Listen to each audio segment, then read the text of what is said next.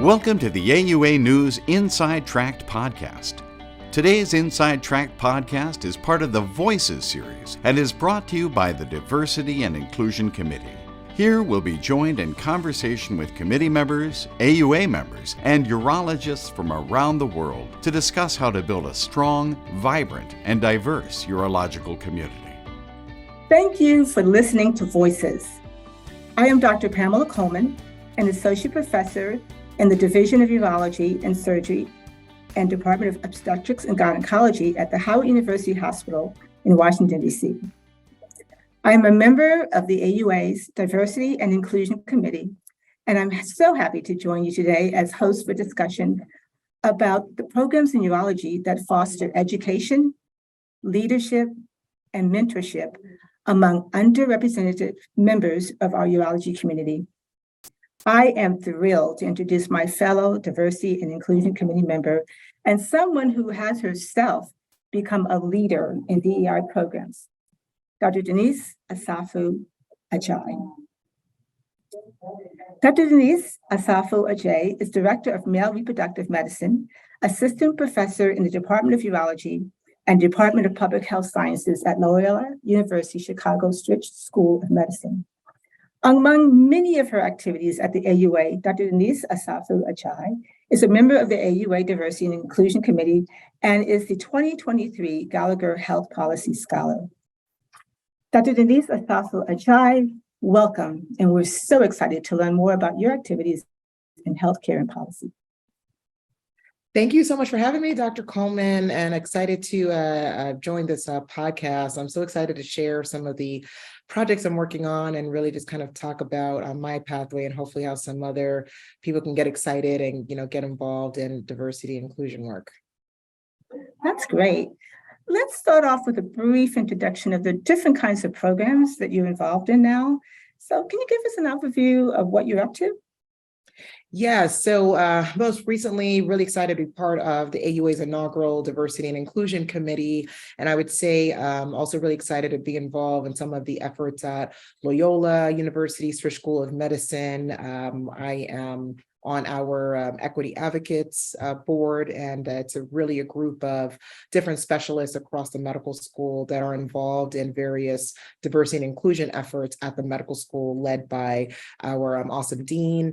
And then in terms of my other professional activities, I actually serve as a chair of diversity, equity, and inclusion for the Sexual Medicine Society of North America. I think on top of these activities, I'm also interested on a research front, us thinking about access to care and how we can, mitigate some of these disparities, specifically within sexual dysfunction, erectile dysfunction for me specifically, and also in male infertility. And then finally, within our institution, I'm also working with a team composed of a medical student, soon-to-be Dr.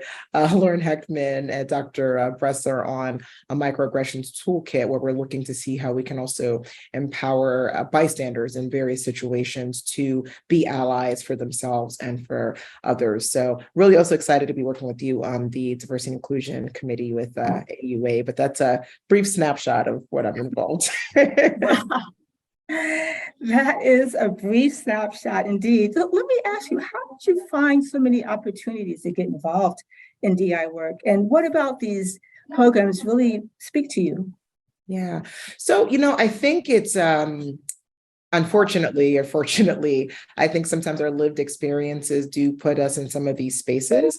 I think I've had the I've been fortunate to be included in some of these efforts, really starting even from med school when I was at University of Michigan, involved in, recruiting applicants into the medical school. When I was at Columbia, they also started a diversity council for residents and trainees to look to see how we can also improve upon, recruitment. And I think my lived experience as being one of few within urology, within medicine in general, I think you're forced to kind of think about some of these challenges. But I think now taking those challenges and having, actionable steps to improve it for future generations to have better experiences, more diverse experiences, and more inclusive experiences. So I think, I've been happy that I've been included, and I really haven't been able to avoid being in those spaces, so to speak. But I think now what's exciting is that it's not just people that look like you and I who are interested and are passionate about really making healthcare more equitable and doing this in the urology space. Wow, that's really commendable for you, and to be able to help so many people like yourself. And I think it's really important that you mentioned that people that look like you or speak like you or talk like you or walk like you to include this. So how did you have so many opportunities to get involved in DEI work? And what would you say, how would one go about getting involved as you have become so much involved? Yeah. First, I would also like to say, I think having, mentors and, inspirations in our space, and, trailblazers like yourself, there really are not a lot of Black women in urology. And I think it really is important to, see people that look like you, but I think also see people that are invested in, in your success. So I think all the opportunities I'm, involved in now, and I've had the privilege of being involved in, has been a mix of, right place, right time, so to speak. But I also think that I've been fortunate to have mentors that care about this, who have included me in this journey to make a positive, to make a positive change. So I would say for anyone who may be interested in being more involved in the diversity and inclusion space, I think there's plenty of room to be involved. You don't have to be from, an underrepresented minority group to make an impact or to be involved. I think you just have to care about medicine being equitable and inclusive. And so I think I became a lot more intentional about those activities as I saw the spheres that were really lacking, that diversity. So I think it changed from being a medical student or a resident where, I think the initial inclination is, okay, you fit in these groups, your input is valuable, to now being like, I see where this impact is, and I really want to be a part of that change. So I think I just became a lot more proactive about those efforts over time. But the AUA, specialty societies, I think everyone, particularly in the last, few years, has really taken charge of this. And so I think if you have interest in this space, I don't think it's hard to be involved. Now, you mentioned mentorship. What do you think? What are some of the qualities of a mentor, and how does one go about finding a mentor? Yeah. So I really love the concept of a mentoring team. I think that one mistake that people make is thinking that one mentor has to be your go-to for everything, personal life, professional life, every phase of your career. And I joke that I pick up mentors really along every phase of my career. I have mentors from college, medical school, residency, now. Yes. And everyone serves a different purpose. And I think that one thing I also emphasize, most of my mentors don't, quote unquote, look like me. I think in urology, just from a statistical standpoint, there's, not a lot of, URMs. And so it's can be virtually impossible to have every one of my mentors be, a woman, a Black woman, a Black urologist. I think I've been fortunate with mentors who are just invested in my career success and helping me to reach my career goals. And so I think when you're thinking about a mentor, the first thing is thinking about common interests and common experiences. So if you have a mentor that does have some shared experiences, I think that's really the first, commonality. But I've had amazing mentors. I have amazing mentors now. And I just feel really fortunate that we've had that overlap, but not every mentor serves the same purpose. So I think it's important for you to see what boxes you need to check for your own personal and professional development, and then see who can match that. Yeah, that's very insightful. I know that you're working also on recruitment and retention at Loyola. What factors do you think are helpful in keeping urologists into training programs and progressing onward in the future? Yeah. And I think this is something that even with our committee, we're really starting to do. I'm really excited about some of the upcoming programming that we'll be launching even at our annual meeting. I think pouring into the full pipeline is important. We've had research in the last 2 years that has shown us that the pipeline is where we have to invest in. And so I would say here at Loyola, for example, our department has really taken the lead on reaching out to, different underrepresented groups and really trying to get people exposed to urology, right? I don't know about you, but I certainly did not go into medical school thinking I was going to be a urologist. And for a lot of us, you don't know what you don't know. And so I think we are really looking to expose people, first your medical students, just showing them what urologists do, getting them involved in research, getting them mentors early. I think we know that makes a difference, especially for a competitive specialty like urology, where you do have to have more of a game plan, looking ahead. And so I would say here at Loyola, certainly within our department, we are really looking to see how we can reach further back in the pipeline. And I think as a national committee, we're also looking to see how we can do that on a larger scale with programs around the country and getting people early. I mean, even medical school is probably maybe too late in some people's eyes, right? Like, what about college? And, so those are some of the things that we're doing here at Loyola. That's great. I know I'm also involved in a program with the Mid-Atlantic, our PEP program, in terms, like you said, bringing in undergraduates and students early on.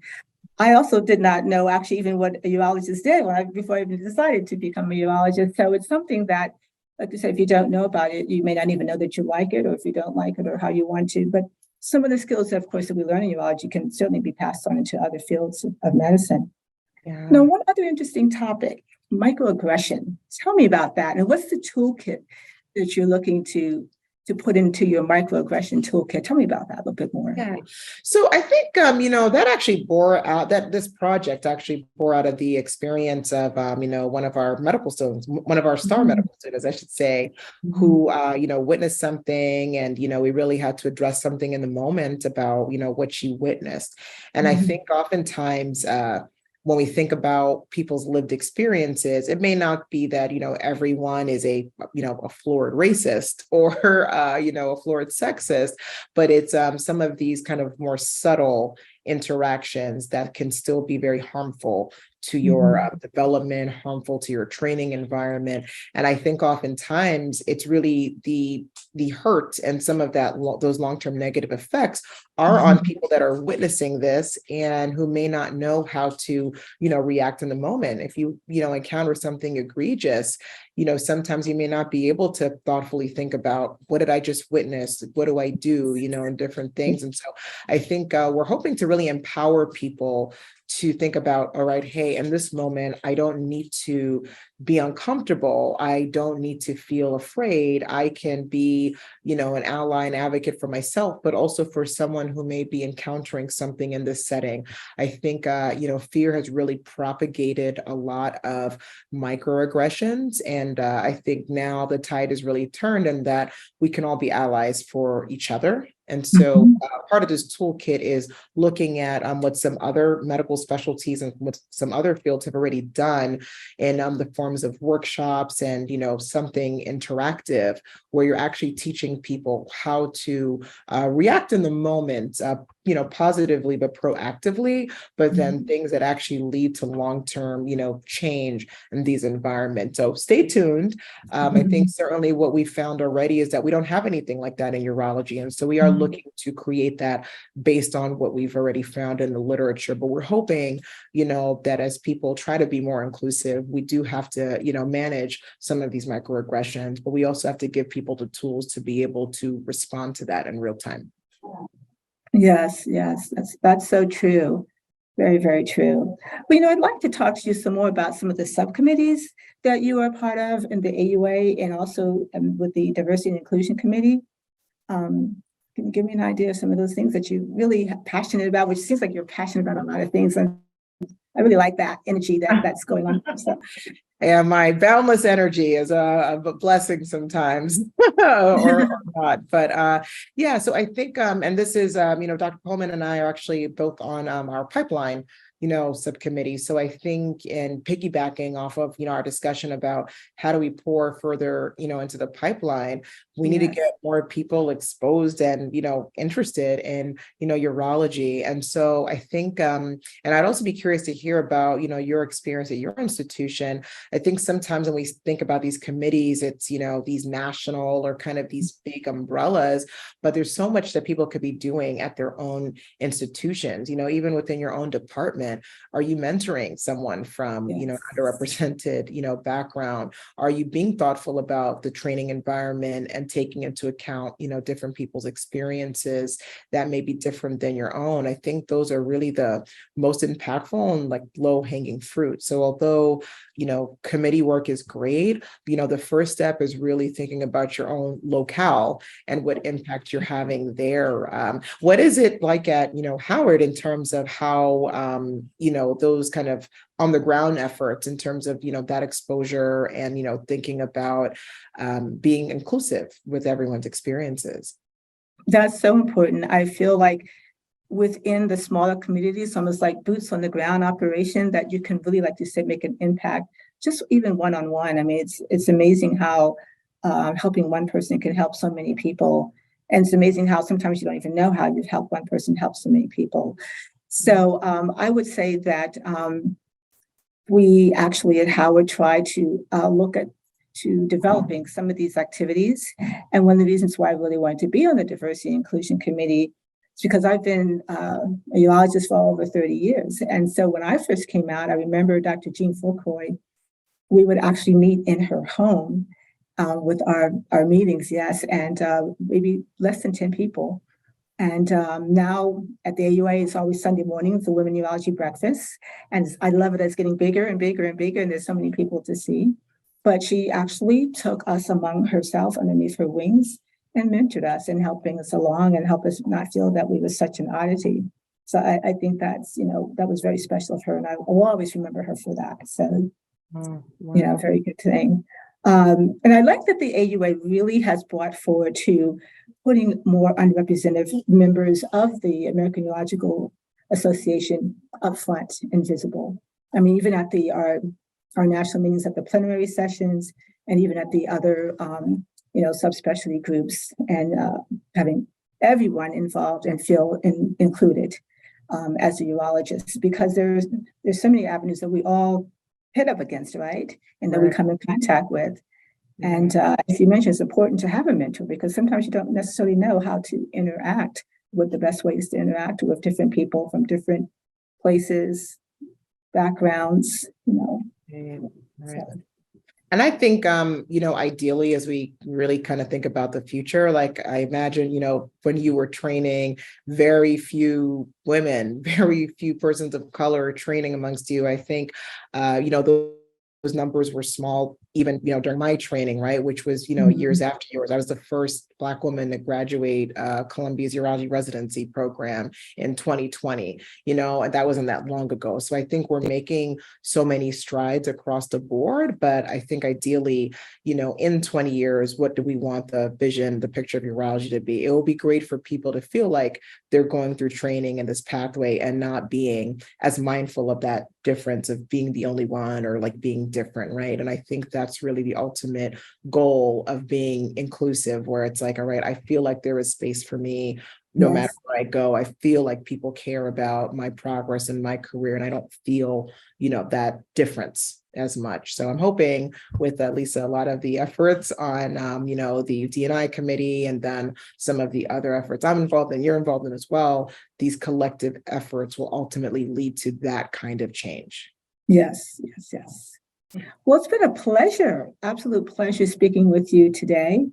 And I hope we can do this podcast so we can also interest many more people and get some enthusiasm, some energy going, and make things great again. So thank you very much. Yeah, no, thanks so much for, just a great conversation. And I think for anyone listening, just look out for a lot of the awesome programming that we have, coming up for the annual meeting in April. So thank you. Right. Thank you. This has been Voices, an AUA News Inside Tract podcast brought to you by the AUA's Diversity and Inclusion Committee. For more information about the AUA's diversity, equity, and inclusion efforts, visit auanet.org/diversity.